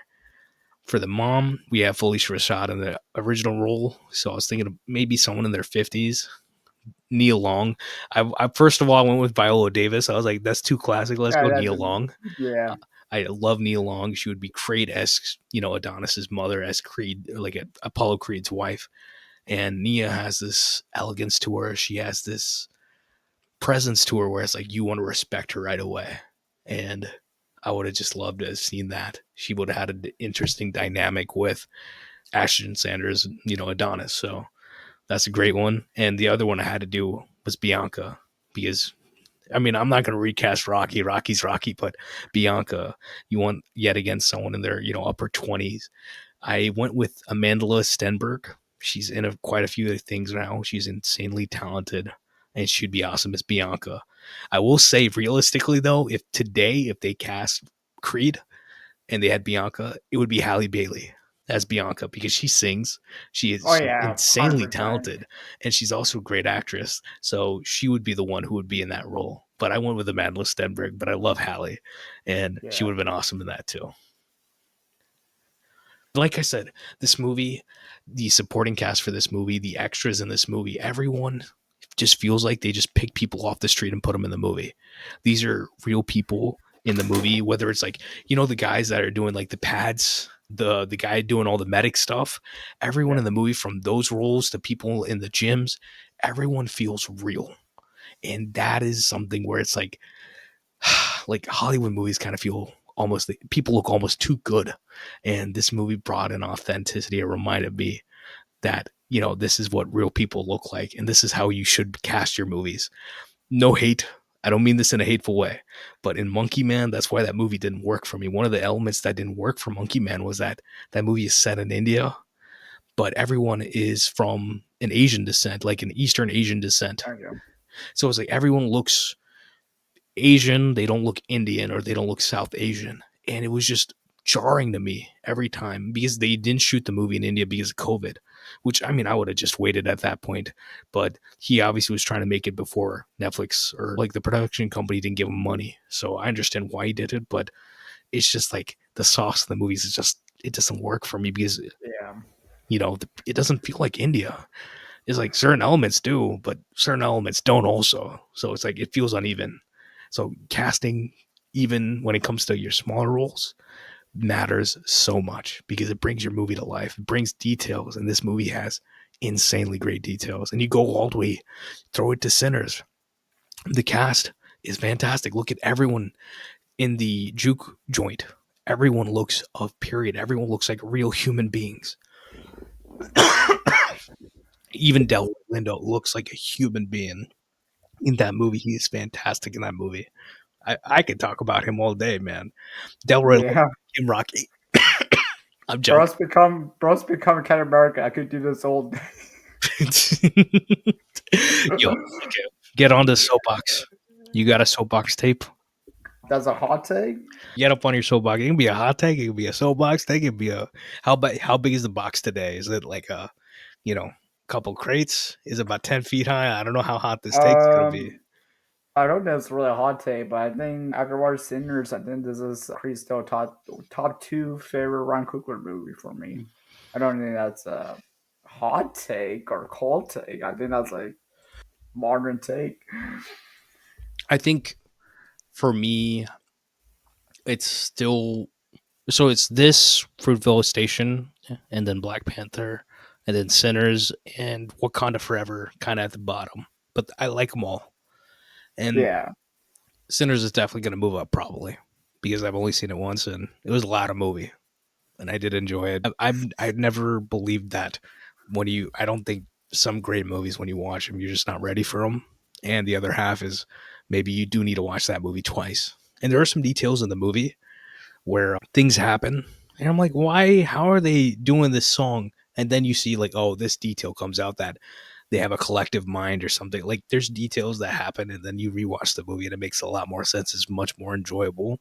So it's like I definitely recommend rewatching movies. So I'm definitely gonna see Sinners again. yeah. I'm going to definitely rewatch Sinners, but you know me, I'm a huge music guy, so I was like seeing the music representation there and the black culture put like maybe appreciate Sinners so much to make it my favorite Ryan Coogler movie. I don't think Yeah. it's the best Ryan Coogler movie. I think You know what his it is best for is me is that I'm talking about all these emotions. That's I've learned very much about myself that my favorite work typically ends up being the most emotional work. Ridley yeah, Scott has made some great movies, but Gladiator's my favorite. That emotion of that movie sells the best to me. Mission Impossible has a lot of movies, but Mission Impossible Fallout has the best emotions Fallout. for me. Yeah, yeah, Throw it to anything, throw it to Harry Potter. The best movie for me is the emotions of the third movie, and he's lost in that movie. He's trying to find himself in that movie too. Throw it to Hunger Games. Catching Fire is the most emotional story that they have, and that's the one I like the most. It's just throw it to anything. Typically, the most emotional story is my favorite story. So the emotions in Sinners are great, but it's not as powerful to me as something like Creed, something like Fruitvale Station, something like Black Panther. Those emotions are more important to me personally. Which I mean, yeah. I might rewatch the movie and think otherwise, but I mean, I'm just giving my take. It's not even fully formed, and that's the Yeah, it's beauty is not. that Yeah, you don't have to take a day and just go click on your camera and share it to the world or write a review thing. We're human beings. We change. We have different opinions today than tomorrow. We are ever growing, ever changing. So, like you said, you might not know. You might be your favorite, might not be your favorite. Time will tell. exactly. For me, I just wanted to go out and take the time that you're talking about is that Carl Weathers is not in Creed. All we see of him is, through the three movies is maybe a little bit of archival footage of him fighting, right? And the power of Carl Weathers' performance through Rocky 1 and 1 through 4 is the story that people go into Creed with through these movies. And you see the legacy and the weight of his role, his bright and shining emotional stories that he brings through those movies to this one. As an audience, we come with that luggage, with that baggage, and it brings a reality to what Adonis is dealing with. And I just wanted to give Carl Weathers his flowers that Yeah, he's not with us anymore. But the great thing about cinema is that great actors live on. And Carl Weathers was a great character actor. And anytime he came up, you kind of perk up. And I'm like, even online, he had a bit of an online presence towards the end. And he's just a cool dude from yeah. everything I've heard. And one of my favorite gifs of all time is him and Predator when he and Arnold dap each other up and they're like flexing their arms. With the oil like but bicep. but it's like that energy. It's rare that we like. You can talk about movies all you want. You can write movies, you do all this stuff, but I think anybody can talk about movies. Anybody can cook. Like they say in Ratatouille, I also think that anybody can see talent. And what Carl Weathers had was a a God-given talent. Denzel has a God-given talent. Ryan Coogler has a God-given talent.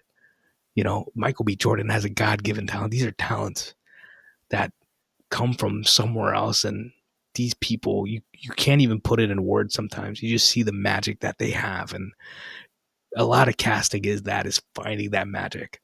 And Carl Weathers' magic does numbers in Creed because that power is there. Talk about the death that he has in Rocky 4. Talk about Uh, the energy that brings to Creed 2. He can't escape that power that his father has, and they capitalize upon it so well in Creed 2. And the beauty of Creed 2 is that they tell the Creed story, but they also tell the Ivan Drago story about him and his son. And there's an emotion behind that. So on to the Oscars. The Oscars, we've done this already. We've already talked about 2015 quite a bit on the podcast. We did Mad Max Fury Road, which takes a lot of the cake for me for 2015, but this movie is definitely talented, and they only got one nomination for supporting actor, and there's a crazy insane year for best supporting actor, oh yeah, and that's true. Stallone is the one who got nominated. But the people not nominated, Benicio del Toro in Sicario, Idris Elba in Beasts It's of a No no name. Nation, who should have What? won. So it's like insanely talented people who weren't even nominated in this. So, I mean, and the ones that are nominated are, obviously talented too.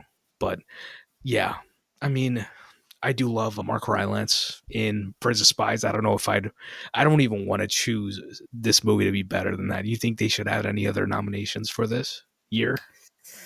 Can you run through the best director nominations? Best Director for 2015, Alejandro Gonzalez Iñárritu for The Revenant, Adam McKay for The Big Short, George Miller for Mad Max Fury Road, Lenny Abrahamson for Room, and then Tom McCarthy for Spotlight.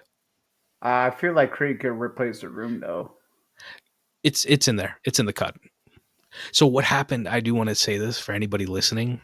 Sony did not know what they had with this movie. And by the time the movie came out, it was pretty late into I think it was Thanksgiving, and it was pretty late for them to even start campaigning for this movie and giving it hype. And if they had done it, there would have been nominations for quite a few different people. And it is what it is. I mean, I think Michael B. Jordan is great in this movie. I don't know if I'd give him an Oscar nomination, but he's Yeah, awesome me in this too. Yeah. movie. They definitely would have had nominations for score and for soundtrack. They would have had a couple songs on there if they had gotten the hype, which they did not. Because the songs they had, guess what won this year? It was Sam Spector, Riding on the Wall. It's a Spector song. It's a James Bond song. That song is not as good as like a Grip or Waiting for My Oh Moment or yeah. anything like that. It's nowhere close to being as good. So, I mean, Riding on the Wall is fine. It's not a bad song. I don't want to dunk on the man unnecessarily, but even then, Spectre had like a Radiohead song, and Dua Lipa wasn't in the cut yet. Dua Lipa was recently in the cut for doing James Bond theme song, but she hasn't done one Oh, yet. I really I'm want waiting. to do. I'm waiting. It's bound to happen It's gonna eventually, happen right? soon. Production design, Hannah Beachler totally could have been nominated because Yeah, the production design of this movie is fantastic. I would have also probably, I would say editing. The editing on this movie, like facts. these things don't come to life by themselves, and some of the most emotional moments of this movie are from editing. And Spotlight was nominated for editing. The editing did not need it. Force Awakens was nominated too, which I'm not going to get into that. I do respect those women who edited that very much, but I would have loved to have seen an editing nomination there too. So, I mean, Ludwig, maybe a little bit of Tessa Thompson on the music end, and Kugler in some extent would have been awesome to see at the Yeah. Oscars. But I think this movie lives on either way. That this, yeah, maybe Force Awakens, people will watch that. Revenant, they'll watch that. Big Short, fantastic movie, they'll watch that. Sicario is not even nominated here. Emily Blunt was even nominated this year, man. It's insane. So it's like, Okay. Yeah. we'll see. Even Furiosa, like Charlize Theron wasn't even nominated. So it's like, these are movies 10 years later that I'm watching, and I'm like, yeah, sure. Alicia Vikander is a great actress, but she didn't need to win for the Danish girl. So Yeah. it is what it is. We even talked about Steve Jobs, Michael Fassbender, and everyone in that movie is fantastic too. Danny Boyle, he's got 28 Years Later coming out this year. Cannot wait for that, man. Yeah, me too. Yeah, yeah. Anything to point out for the Oscars? I think like I said, Yeah, we've talked about it so yeah. many times already that like it's already in the head. It's very Uh, like prescient I, for us. I think you just covered everything about the Oscars, man.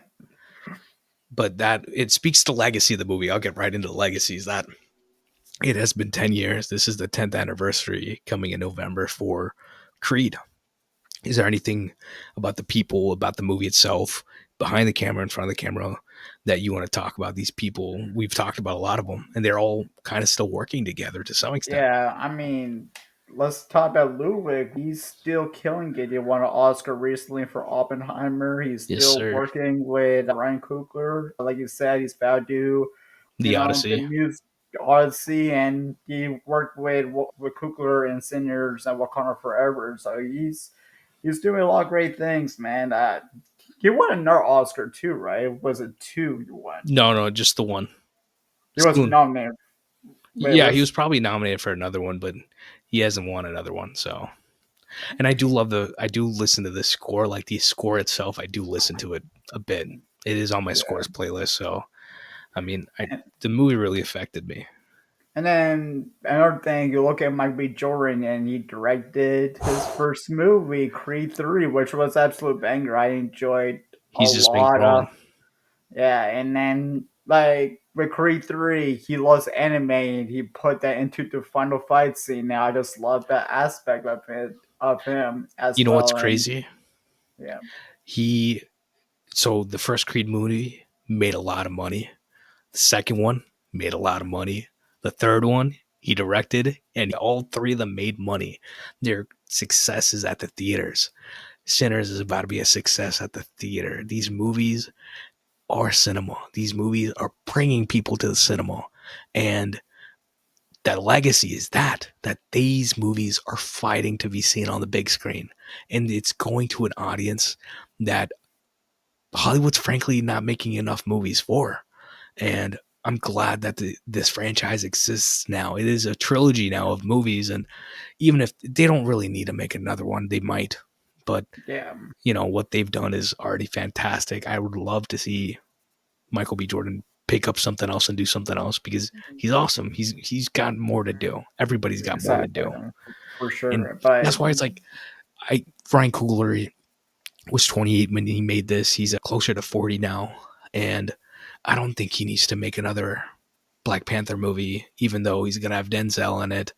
It's gonna be interesting, but every time he goes out and makes something like a Sinners, I would much rather we see that because that's awesome. yeah, I want to see the original work. I want to see the crazy stuff.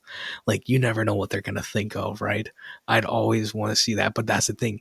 If he didn't make Black Panther, they wouldn't give him the money for us Sinners, right? So yeah, exactly. those Yeah, are always things to consider, even though I think this is Warner Brothers and the other one's Marvel. But and then this is Sony, I think, when it comes to Creed. That means he's working with a lot of different people. Warner yeah, Brothers isn't exactly known for the best respect for artists, but we're not going to get into that right now. Anybody exactly. else for legacies? I'm like, speaking of this movie as a whole, like 10 years later, a lot of people are talking about it, and a lot of people love this film to this day, which is another great thing about how much a movie ages and grows within years too. And I want to show some love to When did you Tessa and Thompson. talk about that? You didn't see the movie till 2018, right? Yeah, 2018. Yeah, Yeah, so that says something too, right? That like you picked up such an emotion to this movie. Is this one of your where does this movie rank for you? Is this one of your favorite movies of all time? I I'll say it's definitely up there for sure. Okay. And it's something I could definitely rewatch and always get an emotional punch from. I think Creed 2 hit me more emotionally though. But that being said, it hit me more because it was more about like Thawne is kind of getting revenge for his dad essentially Yeah, by fighting, but Ivan ultimately Drago's. it's like the revenge is, you know, they give you the consideration of the other side, which is beautiful. Yeah, And it makes the story that much better that you realize that these are all human beings, that even Ivan was in a place where he kind of was just doing his job. And it is terrible what he did, but you sympathize, even empathize with Ivan Drago, which is crazy to say. exactly. And I heard they're making a Drago spinoff. I don't know if that's still happening. I haven't heard anything ever since they talked about it. I would love to see that, but we'll see. I mean, you know me, I don't like. We got plenty of other stories to tell. That's all it is. And I do love the actor Florian, who played the son of Drago. And He's got a great yeah, presence, and every time he shows up anywhere else, I'm like, oh, I'm excited to see this guy. yeah, He's got a charisma to him too. You know how he is in the third movie in Creed 3, and yeah, like that's his buddy, and they're giving each other crap, but like he's holding him there. He's trying to get him better, and that's a beautiful scene that they have, training at the yeah, end of Creed 3. So I love, yeah, yeah, and it's yeah, all compelling stuff. For me, obviously, we talked about Ryan Coogler, we talked about Ludwig. I do want to say Savohanian, who isn't in this movie, but he's very much part of they all have a production company together, Proximity Media, and they produced Sinners, and they did such a great job with that film. And I am always excited to see what they do. I genuinely hope for these people's success because they're number one, they're good people, and number two, they're trying to do something great for cinema. So I can always commend that. And I want to talk about the fact that Ryan is always working with women that matter. Ruth Carter, costume designer, Hannah Beachler, she's done all the production design. So crazy work that she's done. And she's an awesome person online. Just in general, love Hannah Beachler. And I want to talk about Marcy Alberti. She's a great cinematographer. He didn't work with her again, but she did an amazing job on Creed. And she deserves her flowers constantly. Rachel Morrison, she shot Black Panther. She shot Fruitvale. She's a director now herself. Amazing talent. She's done a episode on Mandalorian. She just did The Fire Inside. Highly recommend people watch that. Did you see The Fire Inside? Brian Tyree Henry came out in December. There's a lot of movies out in December. I don't know if you saw it. oh, I've not seen that one yet. It's a real story about a Clarissa Shields who was from Flint, Michigan, and her story and how she got to the Olympics. She's an Olympian. Awesome story. Definitely worth watching. Autumn Durald, Arkapaw, amazing cinematographer.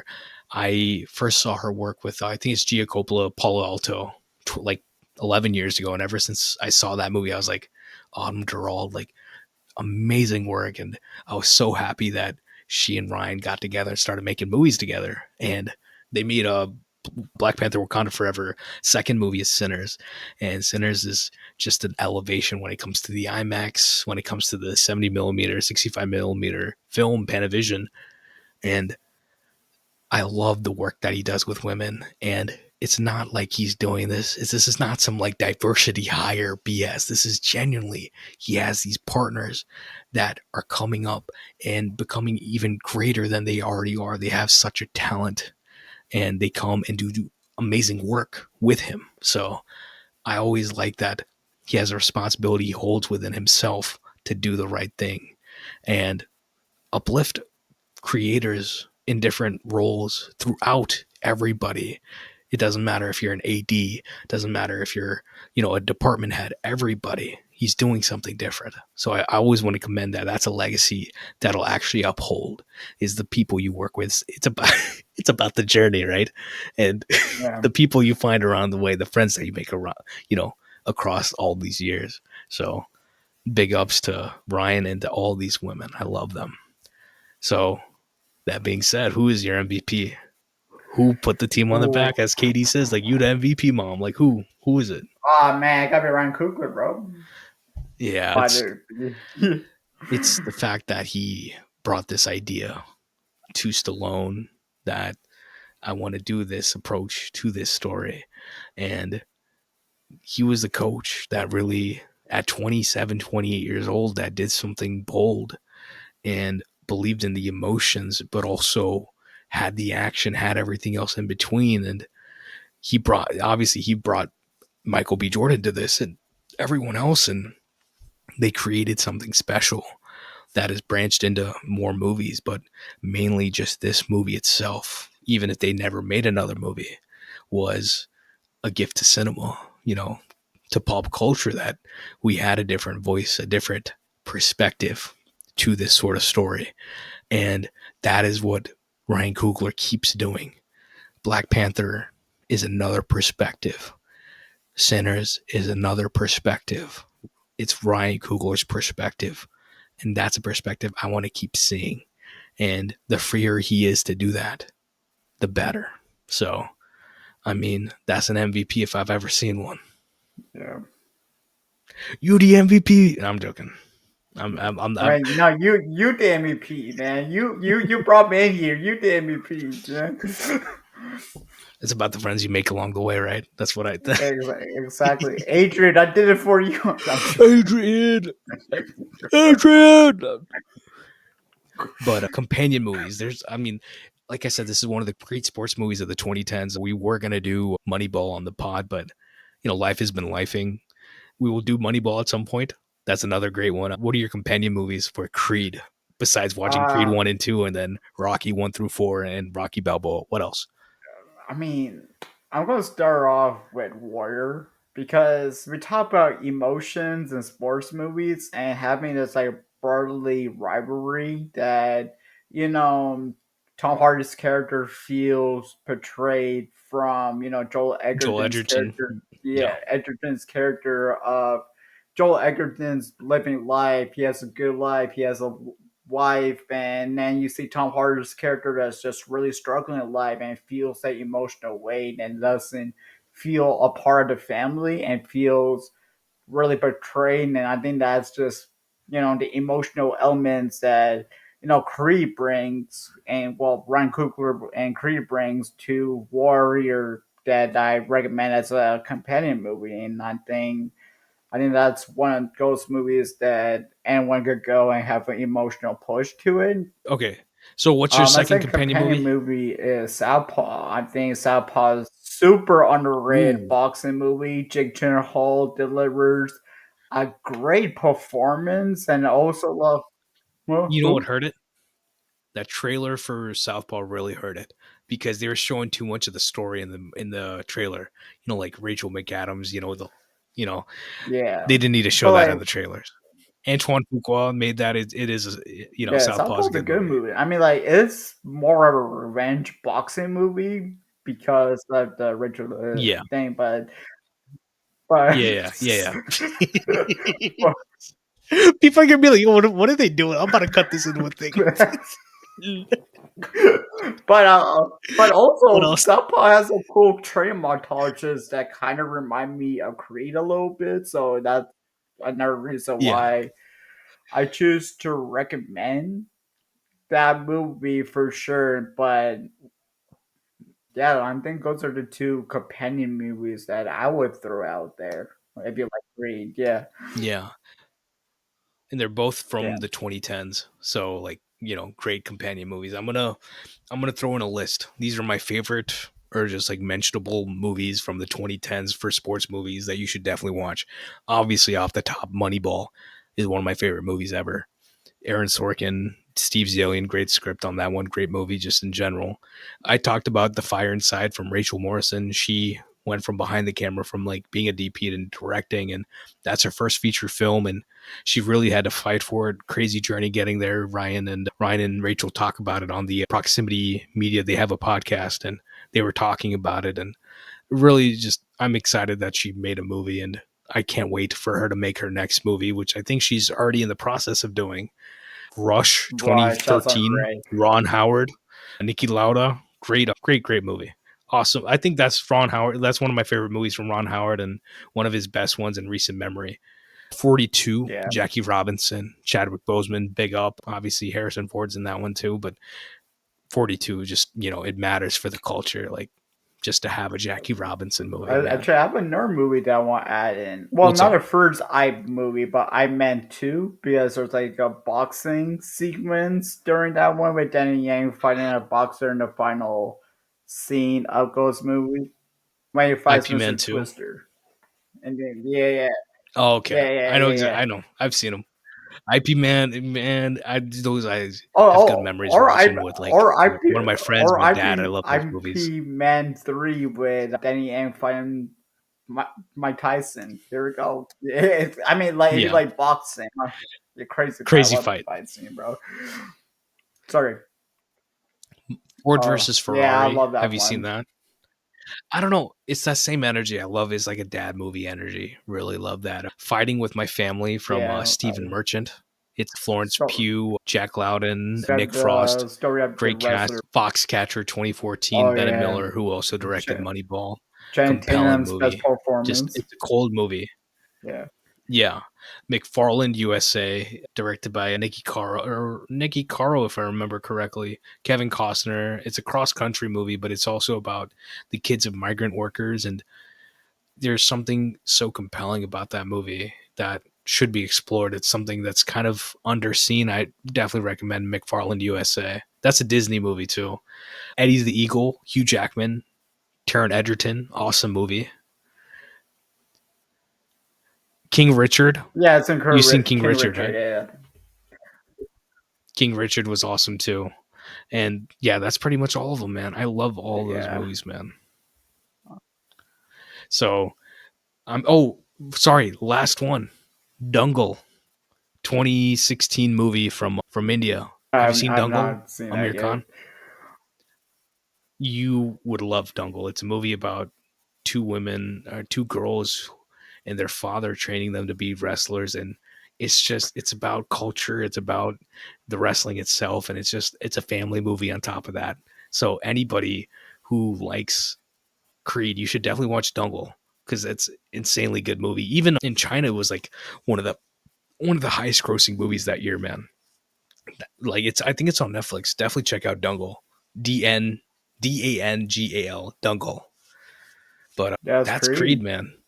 I loved, man, one of the best movies of the 2010s for the sense that we don't get a lot of great sports movies, even though I just listed about 10 of them.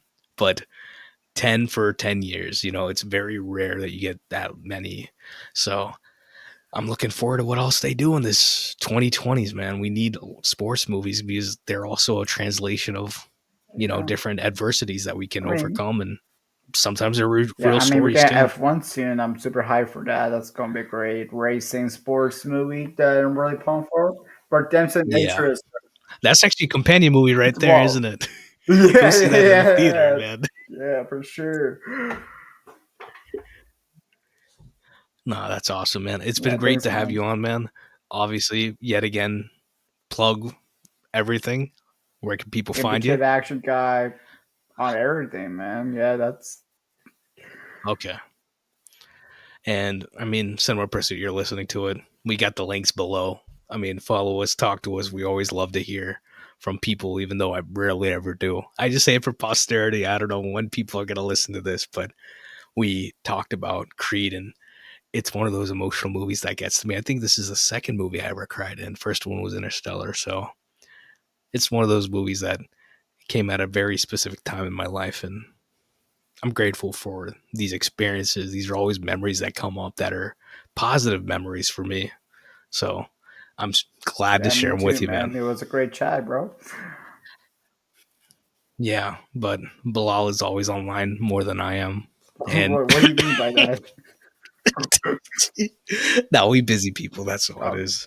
But I'm yeah, not on my phone peace right to now, though. that's why I do this. So I'm not on my phone, right? That this is like spending time with people. This is like serious, isn't as it? as we say serious, we're laughing right now. I mean, but that's my level of serious is, serious but like kind of funny, but kind of not serious, serious but unserious at the same time. That's kind of how we have to live life. One step, one punch, one round at a time, man. All right, Alrighty, peace. peace and love. I will see y'all on the next one. We're gonna have some great episodes coming. I don't even know what we're doing at this point, but we've got some great movies coming. Alrighty, Peace and bye y'all. Micheal. Peace and love.